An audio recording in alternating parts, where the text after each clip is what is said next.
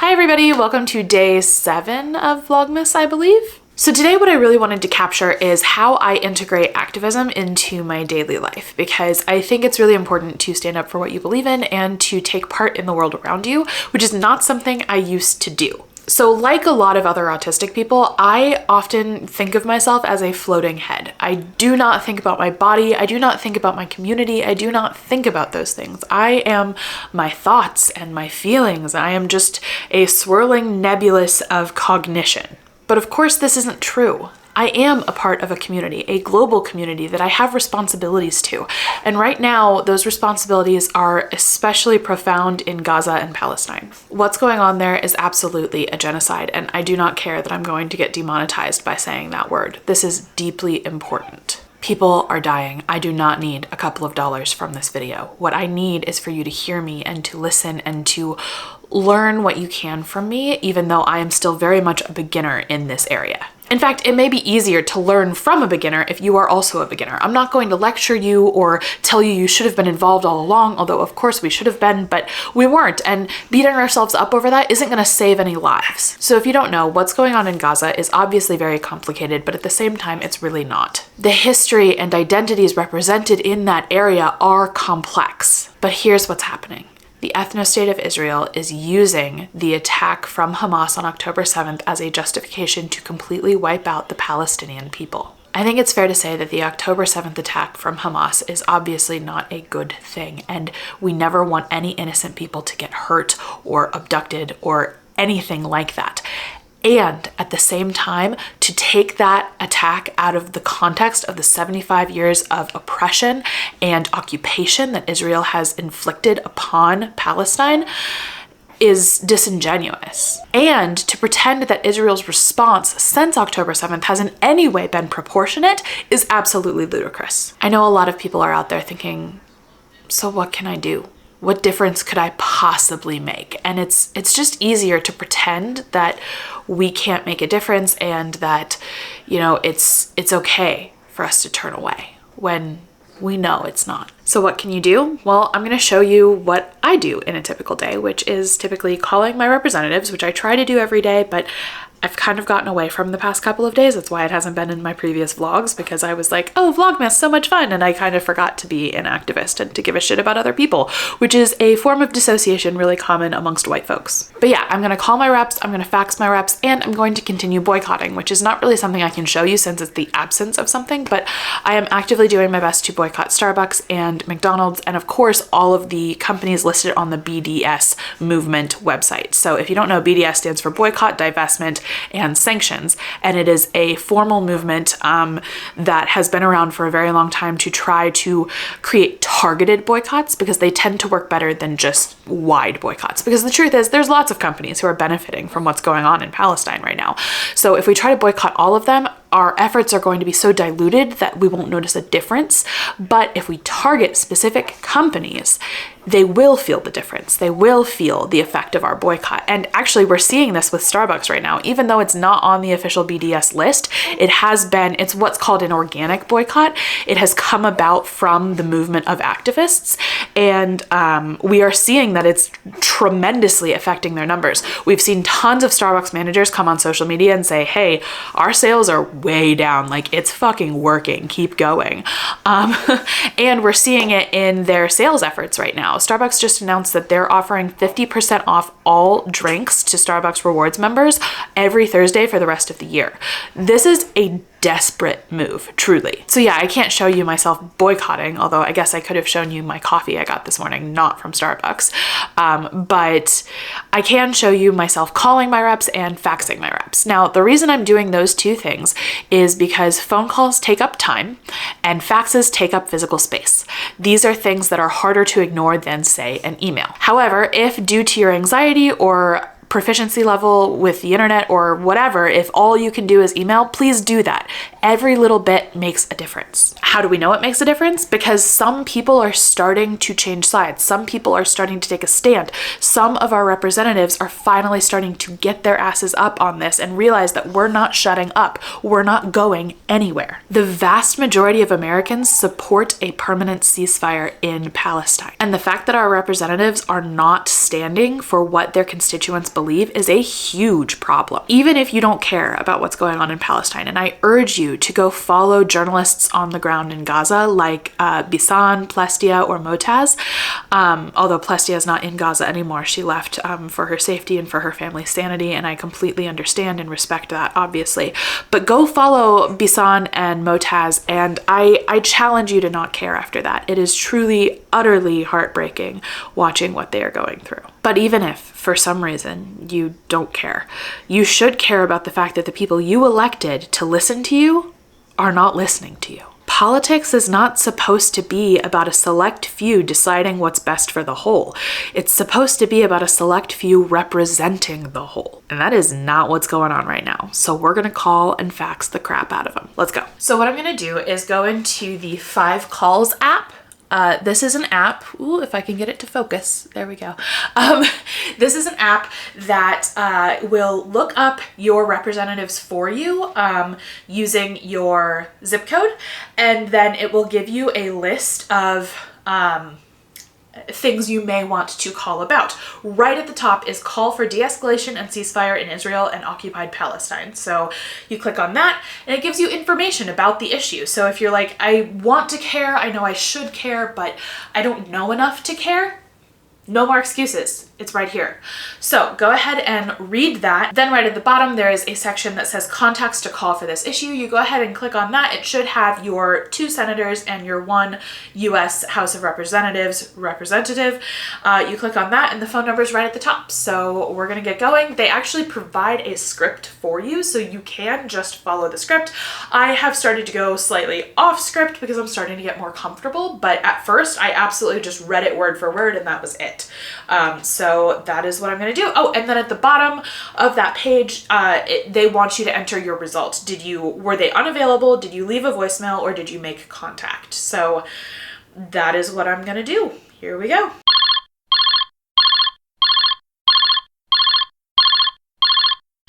All right, so I'm obviously not going to let you hear like the audio of the voicemail necessarily, because a huge part of calling your representatives is leaving all of your personal information, name, phone number, address, all of that stuff. So I'm not going to put that audio in here, but here's generally what I try to say on the phone. I was a little scrambled on that last one because I haven't called in a little while, but here's generally what I try to say. Hi, my name is blank. My phone number is blank. My full mailing address is blank. They'll often tell you you only need to leave your zip code, but sometimes they don't count the phone calls unless you leave your full mailing address. So leave your full mailing address. Once I get all of that out of the way, I launch into my script, which is basically, hi, I'm a constituent of so-and-so, whoever you're calling. I am calling to express extreme disgust and frustration with the fact that my representative is not representing my interests in terms of what's happening in Gaza.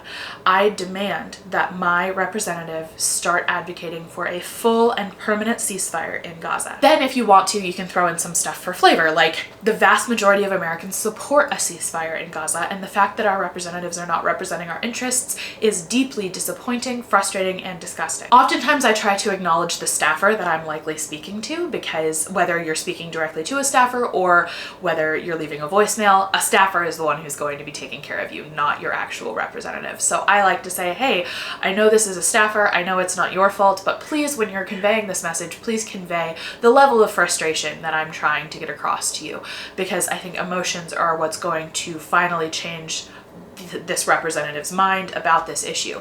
Let him know I'm genuinely upset and that this will profoundly affect my vote.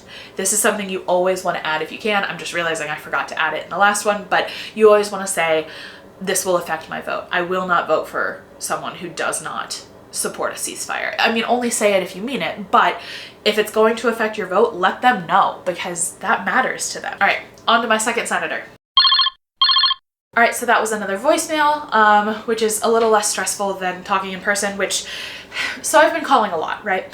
And my 2 senators, the first senator is always hit or miss. Could be a voicemail, could be a person. You never know. Second senator has only ever been a voicemail. I have never talked to a person for that senator. Then for my representative, I have never been directed to voicemail. It is always a person, and it is always so stressful, you guys. It makes me so sweaty. Sorry, I know I'm laughing. I know this is a very serious topic, but I also, this is what it is to be human, okay? This is what it is to be human. You're not... I don't know, it's a very serious topic, but also I'm allowed to feel some amount of levity or bring some amount of levity into the situation with like my awkwardness, right? Like I am autistic at the end of the day. Talking on the phone is hard for me a lot of the time. Even when it's a weirdly scripted conversation like this one. So anyway, we're gonna go ahead and call. I'm gonna talk to a person. It's gonna be stressful. Here we go. Hi there, I am a constituent just wanting to voice my opinion on a matter. I would love it if Representative would please speak out and advocate for a ceasefire in Gaza. It would mean a lot to me as a voter. I really don't have any intention of voting for anyone who doesn't call for a ceasefire, and I'm upset that my tax dollars are funding this current genocide, and Representative has a lot more power than I do, and I would like him to use it in this particular way, please. Thank you. Bye-bye. Yuck. Yuck, you guys. I hate talking to people on the phone. Blah. But I said my piece. I said my piece, and I may even include what I said in that one because my contact information was only at the end when she specifically asked for it. So, oh gosh. Okay. It's all good. It's all good. This is what calling your reps is like. It's okay to get physical and to shake it out when you need to. It's okay to do what you have to do in order to do what you believe in and stand up for what you believe in. It's hard. It's really hard, especially if you're neurodivergent and you have issues with things like talking on the phone. But it's also really important. And I think we have an obligation to do something, to say something, to get involved in this. So that's what I'm doing. All right, so this is faxzero.com, where you can send up to 5 free faxes every day. And if you look here in the middle here, I'll try to zoom in for you, but there is a little link that says fax your congressperson. So that is what we're gonna do today. So send a fax to your congressional representative. We are going to fax my 2 senators, my governor, and I think that's it. I think that's the only people I can fax. I'm pretty sure my House of Representatives person does not have a fax, but we're gonna look. We're gonna give it a shot. So don't be fooled by these great big green start buttons. Those are not it. There's a lot of weird ads on this site, which is probably how they can afford to keep it free. But what we're gonna do is click senators, and then, yeah, so representative in the House, send a fax to your governor. So anyway, Senator, I'm going to scroll down to where I live. I'm not going to show you that portion, but I'm going to scroll down to where I live and I'm going to send a fax to both of them. Okay, so I found out that one of my senators accepts faxes and the other one does not. So I'm going to go ahead and I wish I could show you exactly what it looks like, but again, not going to dox myself. So basically there is a section for sender information, which has my information pre-filled in, and then receiver information, which again has it pre-filled in because I selected my senator. Then there's a fax information where you can submit a file or you can just type text. So I'm just gonna type text. And I believe there are scripts you can use for this. So there are like email scripts that you can just copy paste and put in the fax instead. So that's probably what I'm gonna do. I'm gonna go to the End the Gaza Genocide Toolkit, which I will go ahead and link in the description for you, which has lots of good resources. But I believe there are email scripts in there. So I'm gonna go there, get the email scripts, copy paste, and put them in this fax. So as you can tell by the fact that this is a relatively short vlog, this does not take a lot of time. I know it feels weird sometimes to get involved in things like maybe this isn't my business, maybe I don't know enough, what if I'm wrong, right? And there is a lot of fear around that, but that fear is very intentionally created by Israel. They are funding a huge misinformation and disinformation campaign. And the truth is what's happening is genocide. You're right. And it's okay to speak out about it. That will never be the wrong thing to do, to try to save human life. So I'm begging you, the toolkit is in the description. Go through there, find 1 or 2 things you can do every day and just commit to doing them. I know this was a bit of a heavier vlog and I really appreciate you all for sticking around for it. And I will see you tomorrow for something a little more lighthearted.